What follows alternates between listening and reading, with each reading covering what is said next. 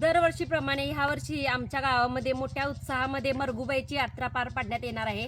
तर त्यासाठी गावामध्ये आता वर्गणी गोळा करायला तर प्रति 30 रुपये 1 ग्लास तांदूळ आणि चटणी 1 वाटी असं गोळा करत आहेत। लक्ष्मीच्या मंदिरमध्ये हे सगळं साहित्य गोळा केलं जातं। आता मरगुबाईची यात्रा करण्यापूर्वी आदल्या 1 वर्षी मरगुबाईचा पालवा म्हणून सोडला जातो।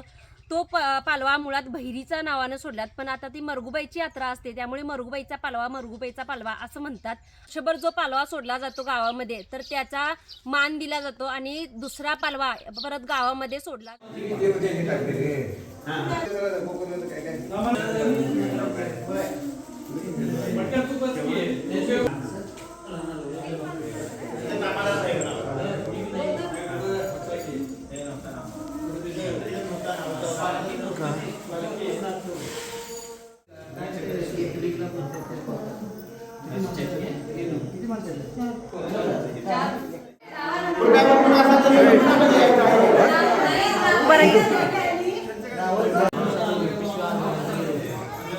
मरगुबाईच्या मूर्त्या केल्या जातात आणि तिथं ओटी भरण्याचा कार्यक्रम होतोय। सोबतच मरगुबाईचा जो आडा असतो तो गावभर फिरवला जातो आणि तो बाहेरच्या म्हणजे शिपूर गावच्या सीमेच्या बाहेर तो ठेवला जातो आणि तिथं पूजाविधी केली जाते।